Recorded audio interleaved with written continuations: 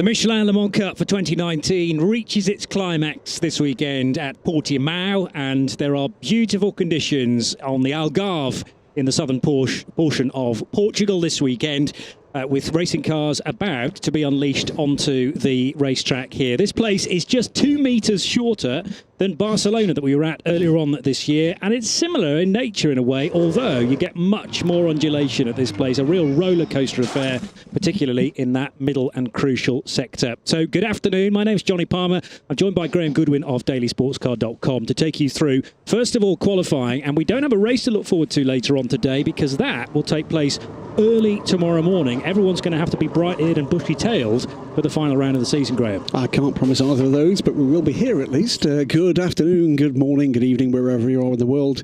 It's a beautiful day here at the Circuit d'Algarve.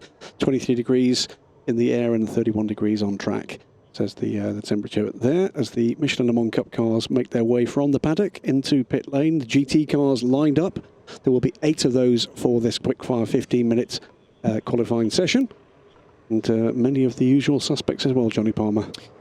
There certainly are, yes, because 8 cars are about to head out onto track. A couple from the Swiss squad Kessel Racing, of which this team is based. So the metallic blue Claudio Schiavone. And it looks like, actually, in the Kessel cars, John Hartshorn is down because he is the bronze-rated driver. That's the other thing we should tell you about this session, is that Michelin Le Mans Cup is deliberately designed to give the bronze drivers a little bit more time behind the wheel of the car, and also gives them entire responsibility for qualifying the car, deciding on where it goes on the grid, essentially. Then they have at least 55 minutes to do in the race tomorrow morning, sharing the car, as the bronzes do, with either a silver or indeed a gold. There's no restriction on your second driver, but we're delighted to say we've got cars from brands like Ferrari, from Mercedes, and from Porsche, and from Aston Martin. The Beech Dean AMR car once again is here with Ross Gunn and Andrew Howard due to drive it, number 99, and it'll be Andrew Howard who must do the qualifying. So far this year, we have been to Paul Ricard at the start of the year, then on to Italy and the fabulously historic track at Monza, the double-header at Le Mans, which were two races in the sort of split format, whereas these are the 2-hour races in the bread and butter part of the season. Le Mans is different because they run to 55 minutes, one on the Thursday morning and one on a Saturday ahead of the big race itself, the Le Mans 24 hours. So there are half points on those events, and in LMP3, a win apiece for Francois Kerman, Laurence Rohr, and the Lannon Racing car of Mikey Benham and Duncan Tappy. We'll be talking an awful lot about those 2 cars, the 3 and the 25, when we get to the LMP3 session, because those are the 2 cars duking it out for the championship. As far as GTs are concerned, by the way, championship currently led by the number 8 car, which is Kessel Racing, and Sergio Pianezzola due to qualify the number 8 car. They're battling out for the championship with Lucich Racing, who, of course, the Swiss team, although very much linked to America, Lucich Racing on the cusp of a double Le Mans entry, because they've already nailed the ELMS, the GT part of the ELMS, and secured an automatic invitation then to Circuit de la Sarthe next summer. And this could be 2 entries if they manage to take the victory. It most certainly could, and but they're going to need to work hard for this. It's actually a little out of their hands to a degree. Kessel Racing with a reasonable points lead. Is it 9 points, Johnny, to the good now? Yeah. Under 30 seconds to start GT3 qualifying session. But add into the mix as well that some of the other cars in this session have been coming on strong as the season's progressed, and we're going to see, I think, one of those first in the queue at pit entry. There it is. That is the Beech Dean Aston Martin, and that was very much a feature 8, last time out. 7, 6, 5, 4, 3, 2, 1. GT3 qualifying session has started. So it's 15 minutes, as indicated by the time at the top of the screen, and the 15 minutes includes your outlap, which is going to take a fairly long time for cars to go around. As I say, this 4.6 kilometre circuit. This entirely then, the outgoing lap is to get heat into tyres and into brakes and then really push hard. But the delightful thing about these sessions is that generally the bronze drivers take their time to find their fastest effort, and often that doesn't come till the very end of the session. So a really exciting natural crescendo. It is a gathering storm, isn't it, these 15 minutes of qualifying? Fabian Laverne it is that's, of course, tasked with the efforts for the 71 car in the wheel tracks of the number 99 Beech Team Aston Martin. Andrew Howard aboard that car. Ross Gunn, of course, will join him for the race tomorrow, and Ross was, well, spectacular last time out. I think we're going to get a close race, and I think we're going to get another close qualifying session here, Johnny Palmer. 51 Ferrari there. That is Christoph Ulrich, another car that's had a number of good results this season without really breaking through. So these are drivers, and in some cases teams, that will aspire to be moving up the endurance racing ladder. Michelin Le Mans Cup has had a great success rate in encouraging exactly that, with teams and drivers aplenty making their way through this contest up into the European Le Mans Series and indeed the FI World Endurance Championship as well. So it has delivered.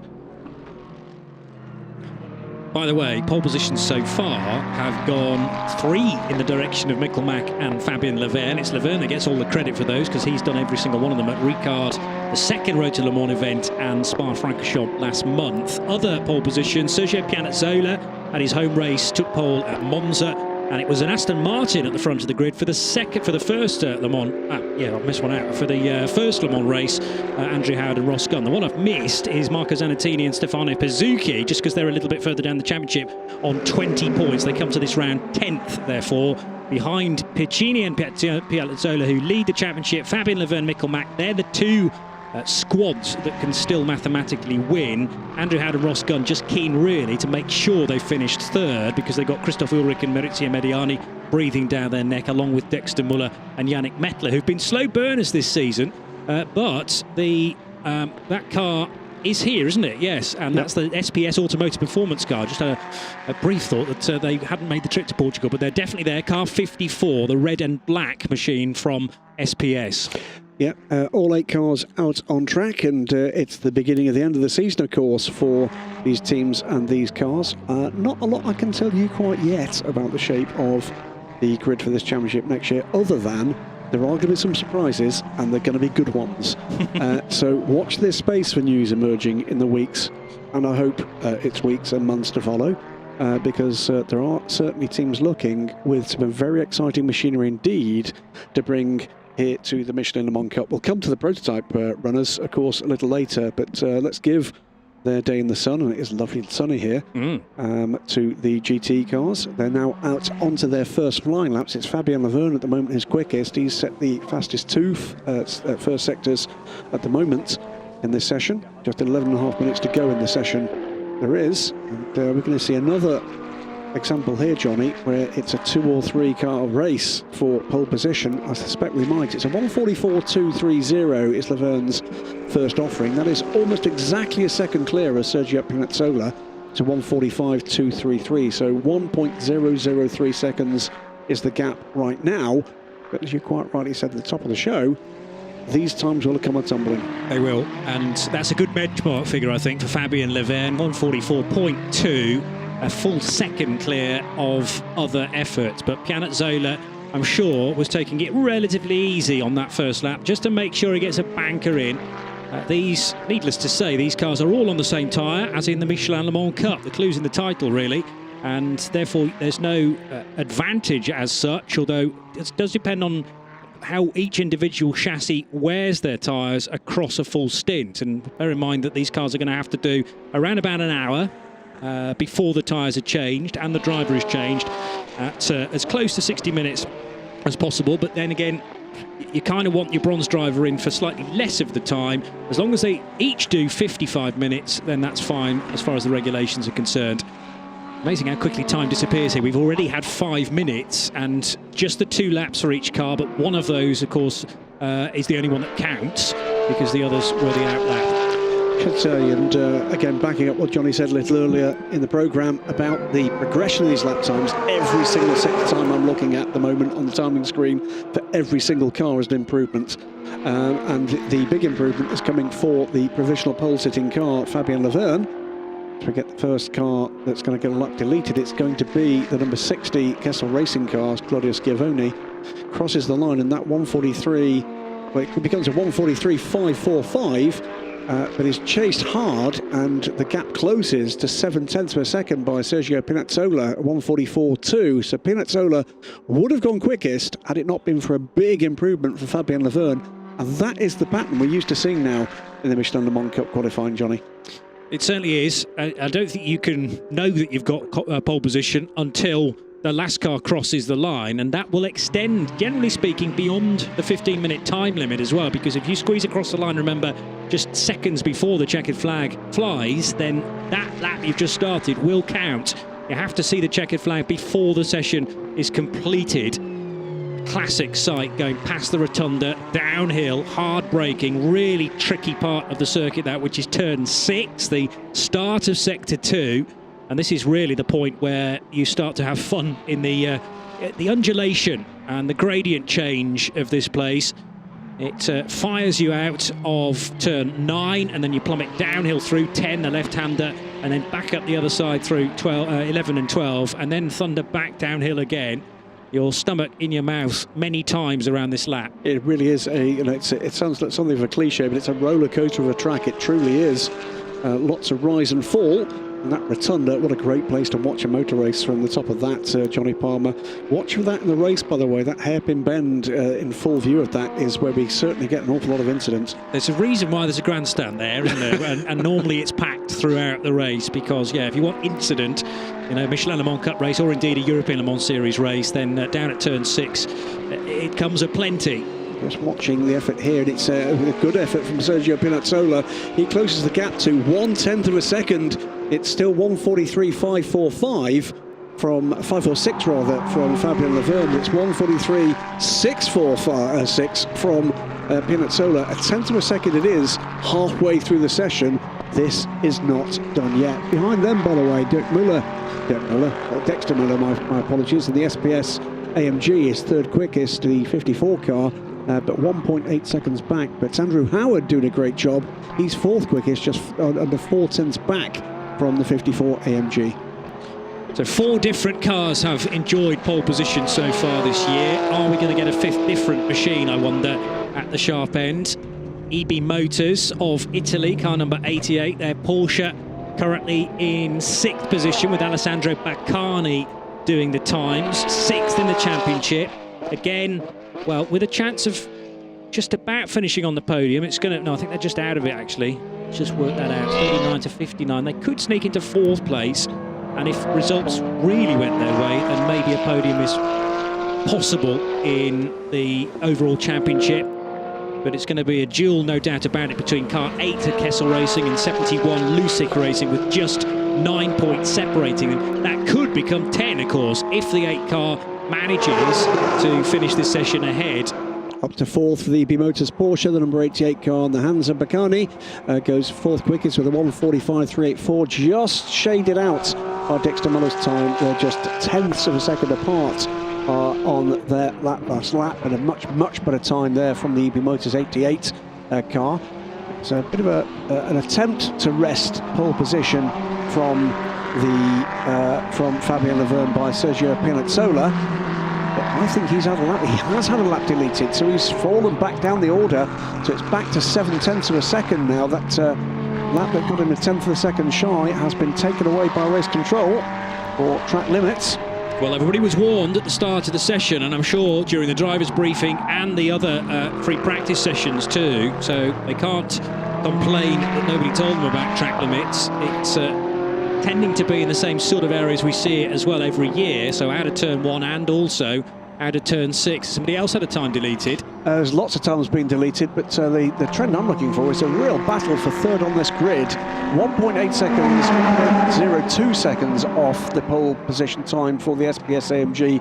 We talked about that, but just a couple of hundredths of a second back from that, Christoph Ulrich, and then Baccani is a further 7 thousandths of a second back, so it is 36 thousandths of a second separates 3 cars from 3rd down to 5th on this grid. And again, plummeting downhill, Alessandro Baccani has improved through the first 2 sectors, nearing the end of the 3rd. And it's so crucial to get turn 16 right, because that determines your speed up this little hill. Quite nudgy that, but obviously it's going to slow the car down. And Baccani Baccani will go in third position as a result of that. So cracking time. Great time from him, 1:45, 1:44. Substantial improvements from him. It didn't need to be all that substantial, though, to grab those two positions. Johnny Palmer, he's done rather better than otherwise he might have done. So it is still Fabien Laverne from Sergio Pinazzola, Baccani, Müller, Ulrich, Howard, Schiavone and John Hartshorn are your 8. Fabien Laverne at the moment looking pretty untroubled. That attempt to get onto terms with the provisional pole sitter just fell foul of track limits, but Pianazzola's still out there, and I just wonder what the game plan is here. Is he just letting these tyres just go through a heat cycle? Yeah, it's possible. Just backing things off a little bit to push again. But very much a battle for pole position between the two championship protagonists. And we did expect this. Laverne at the moment with the advantage, and it's 0.7 of a second over Pianazzola. You know, Baccani hasn't given this one up. He's taken another 10th out of his best in the first sector. It's 1.5 seconds down at the moment on pole position. But he's chipping away and chipping away. He's certainly defending his position on the grid, and he's not got to find terribly much more. It's about 0.8 of a second he's got to find to get onto the front row of the GT grid. Doesn't make an improvement in Sector 2, but he's around the kind of pace at the moment out there that Fabien Laverne is managing to turn. Heading out of the turn at 15 is car 88 then. And now through past the motorcycle chicane, not in use this weekend, to then head back up the hill. So Alessandro Baccani going blue again through the first sector. That shows a personal best improvement, and it's a PB through the third sector as well. Not an overall improvement. That was a 1:45.2. He really wasn't very far away from his best time, 1:45.1. Still third position then for the Porsche. But there was time to find in that Porsche. I don't think front row is actually nailed down quite yet. He's certainly shown that he's got the opportunity, the ability rather, to improve sector times here. If he can put an ideal lap together, I think that is going to trouble the current time there for Pianazzola. Fabien Laverne, meanwhile, with 2 minutes to go in the session, has bailed out in provisional pole position. He's now on pit lane. The 71 car. Is he going to grab that point? Is Pianazzola going to give it another flyer right at the end here? Well, all those at Lusick Racing, excuse me, with the 71 Ferrari, feel that that's enough because they have the cushion of nearly 3/4 of a second.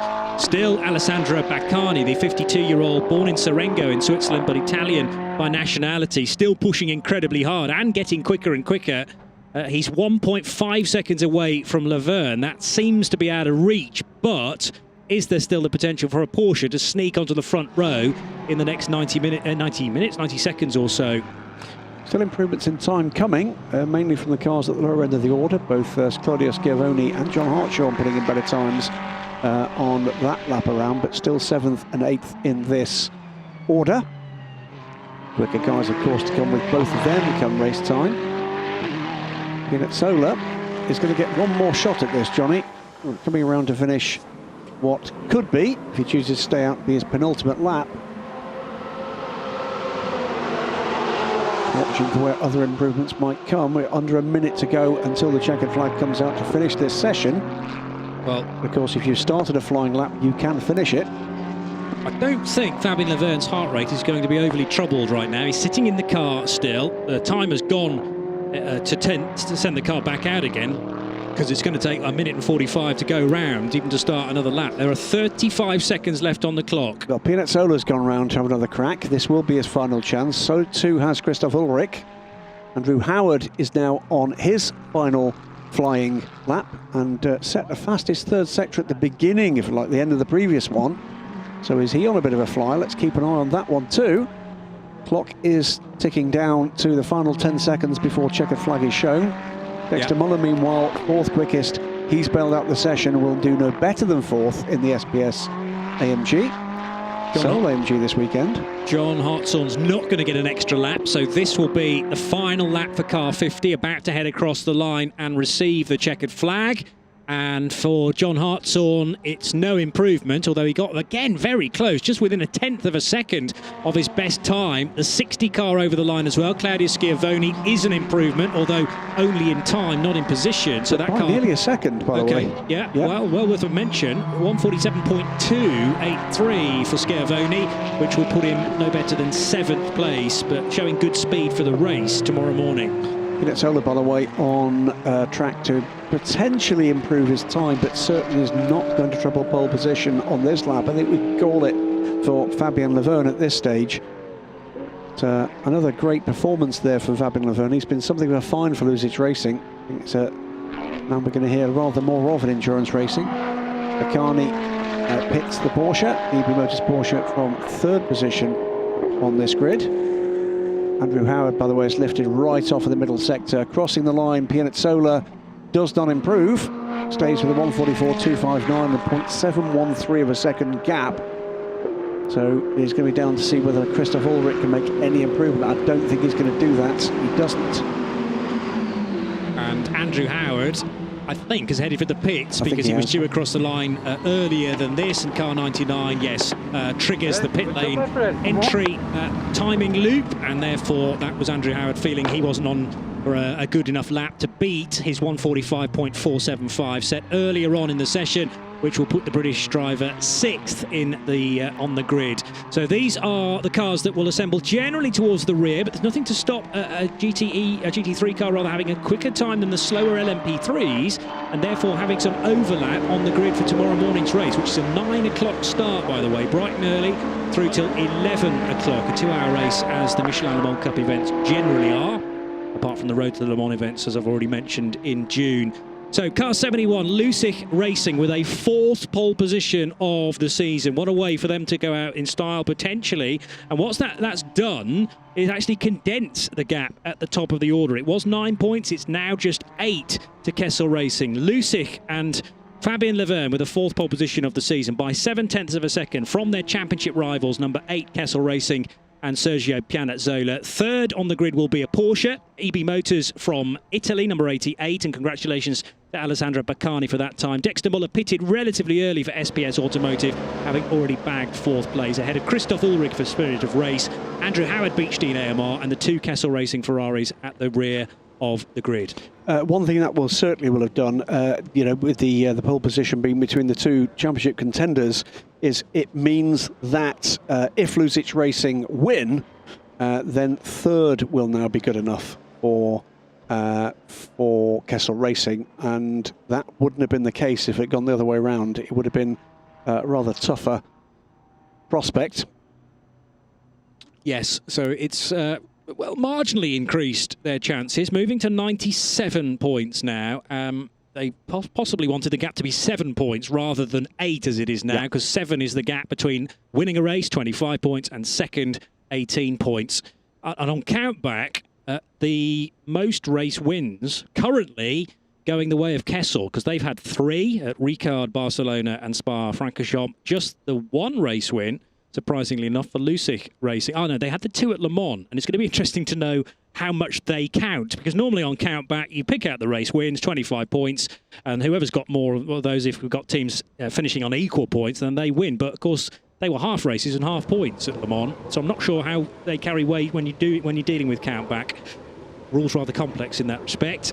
Anyway, we won't sort of fuddled about that just at the moment, and we'll move on to LMP3s, because the entry for these cars, most impressive, 18, which is the same number of LMP2s in the ELMS these days. Yeah, and it's our farewell to these cars for the Michelin Le Mans Cup this weekend. This is going to be the last time we see the first generation of LMP3s in Michelin Le Mans Cup competition. It'll be the same for the ELMS as well, of course, on Sunday, before we see the new cars arrive, and some of those are here in Portimão in the paddock. There are 2 cars on display, another car undercover somewhere, the Ligier, and all 3 of those, the Odesse, the Ligier and the Duquesne, will be out testing with various customers on Monday, Tuesday and Wednesday. And I'm expecting some pretty spectacular times from those cars, but it's time for the moment to welcome, for the final time for a qualifying session in the Michelin Le Mans Cup, the current generation of LMP3s and what great servants they've been. We've got a quick look there at Alan Costa aboard the Kia racing car. Exciting plans for that team. Stepping up to LMP2 in the LMS next year with a Dallara. This is the AT racing car, I believe. That is the AT racing car of father and son, Alexander Talkanidze and Talkanidze Jr. And United Autosports here in numbers, as per usual, with the 23 car being driven by Rod Hodes in this session, but also will be joined by Garrett Grist, the young Canadian, for the race tomorrow. Garrett's got a busy weekend with a half of a 2-hour race to deal with and his portion of the ELMS in the afternoon. But just 2 cars here for United Autosports in this final round, after the woes that afflicted Mike Gouache earlier in the season at Silverstone. So 2 of the regular full season 3. It is the Kia racing car, number 43. And Costa, it should be to take that car out. Lannon Racing, very much in the title hunt now after the dramas at Spa. Yeah, we haven't really had a chance to talk about that in detail because the decision was made late on Saturday night, possibly just into the hours of Sunday morning, that, in fact, the 3 cars that we'd called across the line at the end of the Spa-Francorchamps 2 hours all were disqualified. They were. I don't think I've ever been to a race meeting before where you celebrate the teams that have done so well on the podium and then discover the following morning coming into the track that all 3 are no longer in the results. And actually Lannon Racing, who finished 4th, were scored as winners. And that has a massive change to their fortunes of the championship standings. And of course they were the unlucky recipients of a kick in the backside to their championship hopes at Barcelona.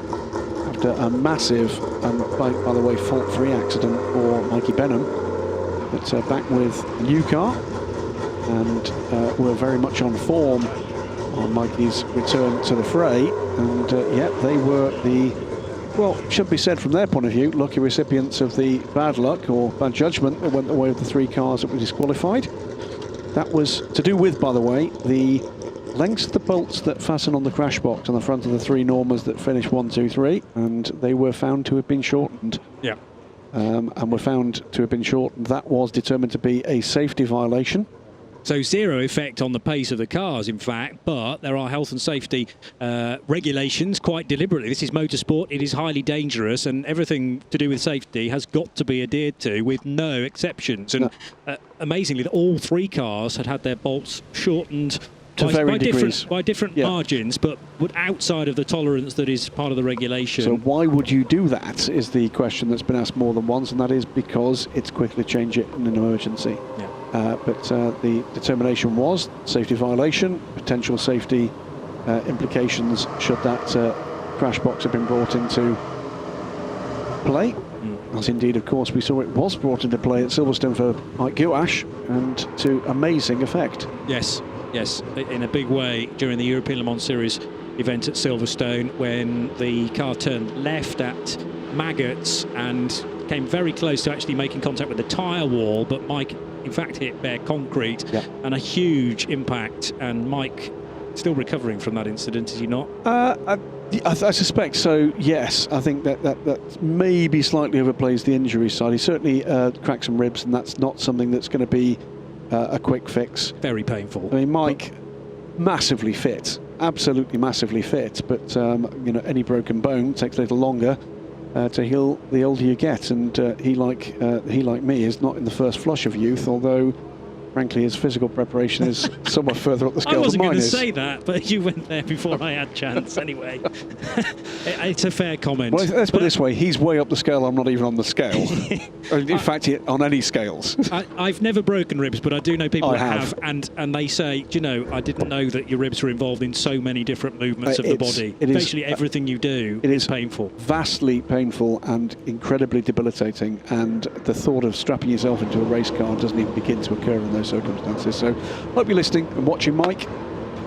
If you are still suffering, I hope it's not going to last for too much longer, and I hope we see you back very, very soon. A massive competitor, previous champion, of course, in the ELMS, and I hope we do see him back in 2020 aboard the new cars. A little bit more news as we go through the weekend about the potential pace for those things, which is, how can we put this, surprising. Indeed so. And yeah, there's some thought to be had, I think, later on as we go towards the next year of motorsport, effectively, when the LMP3s, the new batch of LMP3s, will be officially homologated and ready for competition. Exciting times in this category, but also a great chance to wave goodbye to these machines that have delivered some superb racing, not least at Le Mans. I mean, I love seeing LMP3s out on track around the big 8.5-mile circuit. The slipstream is most impressive, and yes, the norm is generally quicker down the straights, but the Ligier is sometimes better in the twiddly bits. We've had Ligier's win as well in ELMS and the Michelin Le Mans Cup, so either manufacturer possible to take victory this weekend. I should say as well, by the way, it's going to be the weekend finale, not just for the Norma M30 chassis and the Ligier JSP3 chassis, the Ginetta, which we don't have on the grid here this weekend. We've seen examples of the DES in competition as well, but probably more than any of those is the Nissan 5-litre engine in the back of these cars that has done great service. It's got a very distinctive note, and we're going to miss that. It's going to be a very different sounding car with the new Nismo engine in the back, and we're looking forward to hearing that for the first time that I've heard it, at least, on Monday during testing, when we're, I gather, going to get wet conditions. That could be quite interesting. Yeah, and possibly, well, the forecast I checked midweek, there was a chance of a bit of rain tomorrow as well, maybe for the ELMS race. I think everyone involved in the Michelin Le Mans Cup event should be fine, with temperatures really very healthy this weekend, and certainly today. Not got the wind, the strong wind that we had here 12 months ago, and that sun is pretty powerful if you're out in it for a long period, but that's what the Algarve is all about, even in October, and it's been confirmed that this is where we will end our championship in 2020 as well, although there are one or two tweaks elsewhere in the calendar, which puts Barcelona as the opening round, does it not? I think that's right, yes. We've switched around, haven't we, with Paul Ricard? Yeah. So Grain Market Racing, their number 20 car, one of the first out on track. This will be being driven by Mark Crader, whose teammate is Alex Mortimer. We will see Alex in the race. Also, Racing Experience, the Luxembourgish team, Nicolas Mella at the wheel, joined by David Hauser. Absolutely. One new name on the order here. We'll wait till we see the number 14 car, the RLR car. Talk about that. But Mark Crader, I think a great example of exactly the kind of racer you want to encourage into and through this Michelin Le Mans Cup. Hopefully we'll see him stepping up, and hopefully with Alex Mortimer as well, to European Le Mans Series, unless they decide to hang around and have a crack at the championship here next year, year 2. Good looking car prepared by Nielsen Racing Boys for Mark's Grain Market efforts. All 18 cars are out on track, so that's good to see. No dramas in the pit lane, and actually there was a bit of waiting around actually just to make sure that the correct time, 3:10 locally, had ticked around before the session became live. It's another 15-minute session. The bulk of the opening 5 minutes is purely taken up by getting your car out and trying to find a little bit of space here and there. More difficult to do, obviously, in an 18-car session rather than just the 8 GT3s that we had, but it's still going to be incredibly tight, just as the GT3 part of qualifying was.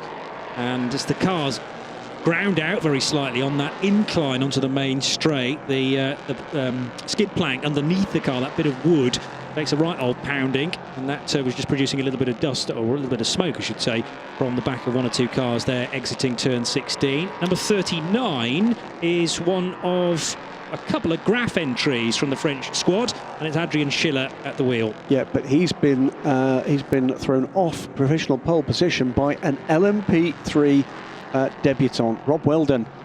Long-time Radical racer, shares this car with returnee, very welcome returnee for this final round, Alex Capardia. The number 14 RLR car goes to the top, and goes to the top with 9/10 of a second clear, 1:43.483. He knows how to pedal a small prototype, does Rob Weldon, and we're about to see just how quickly, because I think this might be a bit of a dark horse entry here this weekend.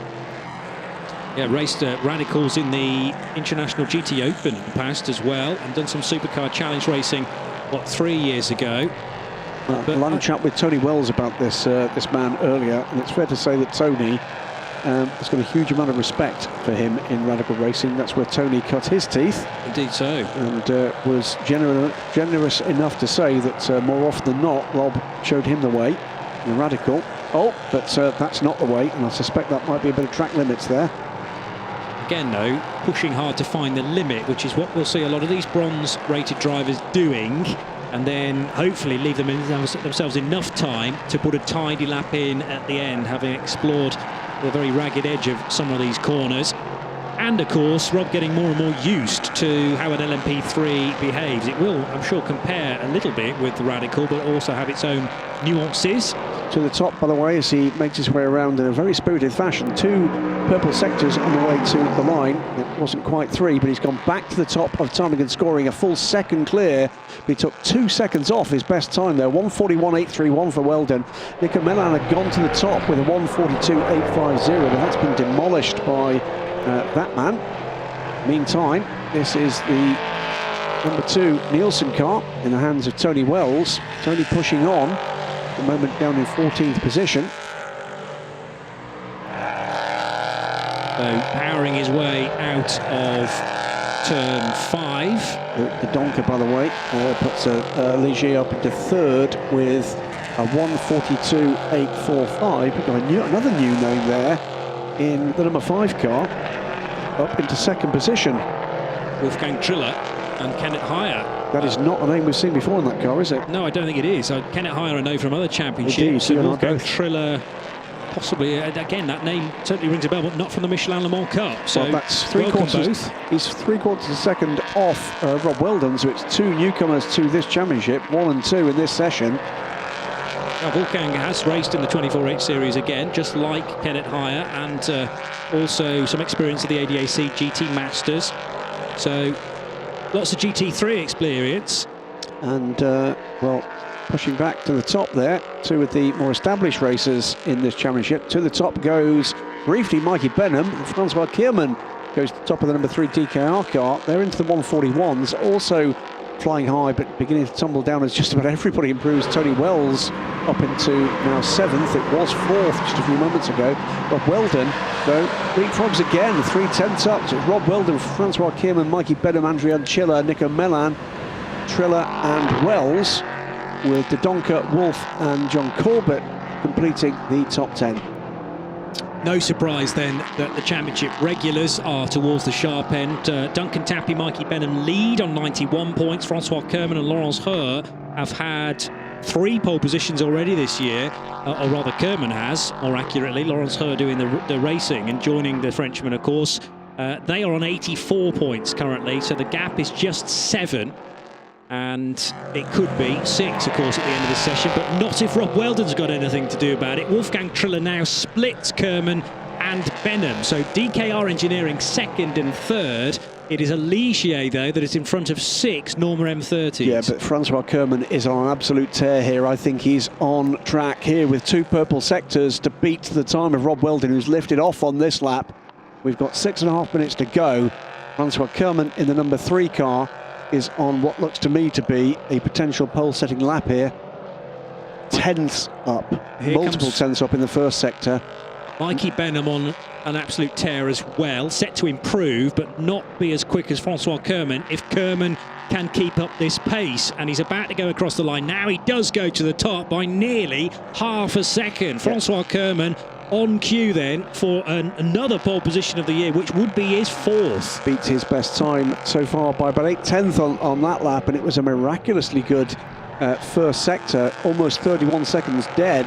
That's taking 4 and 5/10 off most of the men behind him in the 1st sector. That was where the damage was done to the rest. So Francois Kerman takes command of this session with under 6 minutes remaining. Still quick here, but barely got the car stopped at turn 4 on the very next lap, by the way. The man from Strasbourg, Francois Kerman. It's a time in 1st sector, by the way, that is almost identical to the one he posted last time around. So we'll keep an eye on that time as it comes round, as Mikey Benham pushing hard again. Looking for further improvements. His target now is Rob Weldon rather than Francois Kerman, I suspect. Trying to get the car onto the front row of the grid. Looking as well what's going on here with Tony Wells.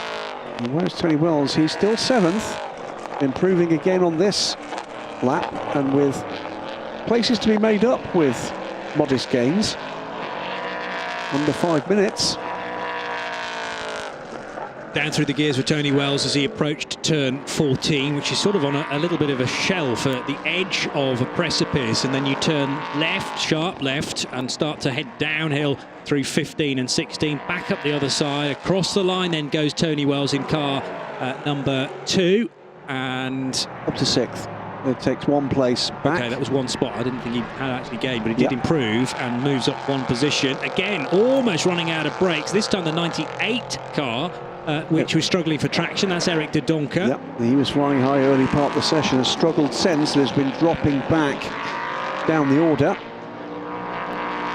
So it is Norma from Ligier, Kierman from Weldon, DKR from RLR, number 3 from number 14 right now. The gap half a second will bar 2000s. What can the second DKR car do? It had sat second quickest. Under a second back from pole position, does not make an impact there.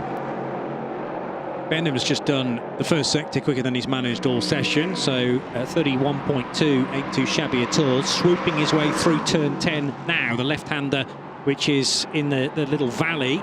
And then you reach the top of the hill at 11 and 12 before heading back downhill. There is Mikey Benham, in fact, falling off the edge of a cliff all the way through turns 13 and up to 14 on the other side of that precipice. And 3 minutes still to go. He'll complete this lap and probably do 2 more in the session. He and Tony Wells, and Rob Weldon for that matter, all on track to improve their times. How close can they get to that pole position?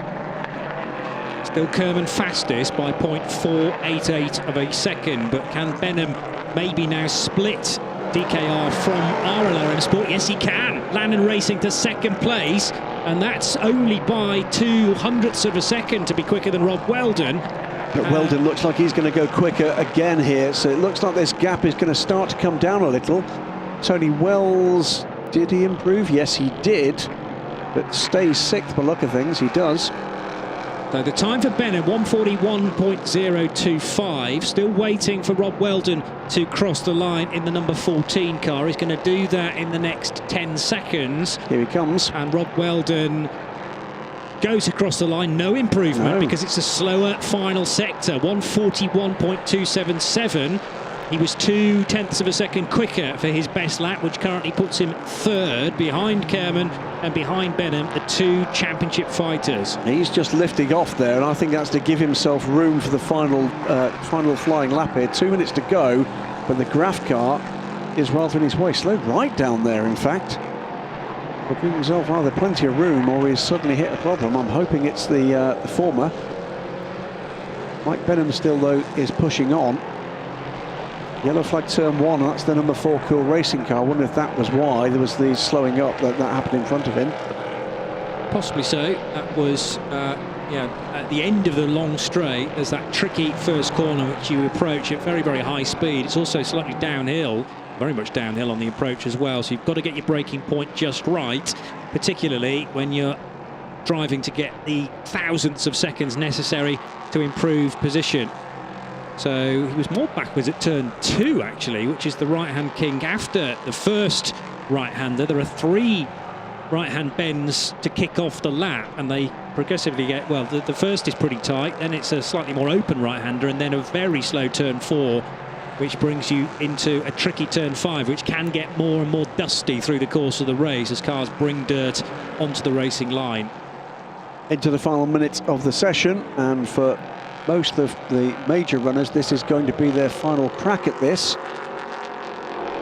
Weldon, I think, will get through to start a final flying lap. He's given himself plenty of room here. If he's been giving himself room, he's not running a problem to pit lane. Right on the boot lid of, I think, the 98 car of Eric de Donker. No, it's the 90, in fact, so that's the 80 racing car of Alexander Taukanitsa Senior. So, again, trying to find the gaps in the traffic. Just 15 seconds left on the clock. That means car 74 will manage to squeeze an extra lap out of the session. but I don't think John Schaumann will, because his number 4 car is only coming through turn 16 now, and this will be John Schaumann's final lap. Car 5, fourth on the order at the moment, has pitted. DK Engineering's Norma. That will improve no more. And is that now a sitting target for others improving behind? There's 1 or 2 blue sectors kicking around there. And talking of John Schaumann and Cool Racing, he's decided to pit. Keo Racing do take the flag. Alain Costa finishing the session in 15th position. Here comes Tony Wells in the number 2, currently in 6th place. Is it an improvement for the man from Teesside? No, for Tony Wells. So 6th place is the best that Nielsen Racing can hope for. Mikey Benham, no improvement either for Michael, and therefore the Lannon Racing car will, by the looks of things, finish on the front row, but not fastest. That title instead going to Francois Kerman for yet another time this year. Yeah, the DK Engineering Kerman crosses the line, is still in provisional pole. Rob Weldon well off the leading pace. Eric de Donker, did he improve there? He didn't. 2 quicker sectors, but did not manage to complete that lap at an improved pace. And a little bit of untangling of cars coming out of the final few corners as well. That was the 90 car jostling for position. Rob Weldon not yet across the line, but as Graham's already remarked, has backed off the speed. So likely, I think, that Rob will actually head to the pits. That's 2 laps at very much reduced speed from Rob Weldon. And when I say very much reduced speed, I mean multiple seconds. It's mildly concerning, because of course if that problem can hit in a 15-minute qualifying session, it can certainly be a concern for the race. But Rob Weldon, they were both 20 seconds off the pace. Yeah. So is it an intermittent issue? It was actually Rob's game plan once that problem hit to try and diagnose it in the remaining portion of the session. Maybe. And then he can report back to the team, well, this is what's going on, and I tried to clear it and tried to do a little reset, but to no joy. Anyway, everybody's home. That is the order, Johnny Palmer. Yeah, so we'll get confirmation of that in just a second. But the number 3 car, Francois Kerman, taking pole position for the 4th time this year after poles at Ricard, the first Road to Le Mans event in June, and last time out at Spa-Francorchamps. So he will start from the front row with teammate Laurence Hoare. Generally speaking, Kerman does the opening stint, with the German driver taking over at half distance. We'll wait to see how DKR Engineering play it, but bear in mind this is a team with such great success in the championship through the years that there have been championship points for LMP3. Bearing in mind last year in the team's championship, it was a victory for the Luxembourgish squad. They finished with 103 points on that occasion, and the previous year also taking victory in 2017. So are we ever going to have a non-DKR Engineering year? Well, Lannon Racing certainly hope so. I don't think they expected to be in the championship fight as they crossed the checkered flag line at Spa-Francorchamps, because they were on 4th place. Mikey Benham had a bit of a nightmare, I think it's fair to say, during his stint, with a couple of off-track moments. But then when all the checks were made post-race, they were the winners, because they were the first car across the line with a legal car. Effectively, the top 3 being disqualified, and that really shook up the championship heading to Portimão for the final event. Still 25 points on offer, but the 1 point that is for pole position goes to DKR Engineering, a 140.560, which is more success for Francois Kerman. 2nd place, the other championship rivals, they are the Lannon Racing. They lead the championship still, despite that extra point for DKR, and they will start from 2nd position ahead of RLR M Sport. A great performance from Rob Weldon, new to the championship. Another DKR car, number 5, will start from 4th, ahead of Graf's Best Machine, the number 39 car. Nielsen Racing, Tony Wells starts 6th, and then it's Racing Experience, AT Racing, Motorsport 98 to start from 9th place, and CD Sport, the Spanish squad, to start from 10th position. So well done to Jacques Wolf, who put in that time, which was 2.5 seconds slower than Francois Kerman's effort. And to complete the 18, it'll be the number 9 Graf car to start from 11th place. Grain Market Racing, number 20 Mark Crader to start 12th, ahead of John Schaumann, who pitted just before the checkered flag was displayed. 2 United Autosports cars, 14th and 15th, 23 ahead of 22. The 74 car of Cool Racing, that's Maurice Smith will start from 16th place ahead of the Spirit of Race 55 and Keo Racing's number 43. Fabulous shot from the helicopter of this wonderful facility, the Algarve International Circuit at Portimão. Just half an hour's drive or so from the Atlantic Ocean and the south coast of Portugal. So I hope that's wetted your lips for the Michelin Le Mans Cup this weekend. Remember, we don't have a race today. Normally it is Saturday evening, but we've got to wait till tomorrow morning. The race starts at 9 o'clock sharp local time, but we will be on air 20 minutes before that. My thanks to Graham Goodwin of dailysportscar.com. From Graham and from Johnny Palmer, bye for now.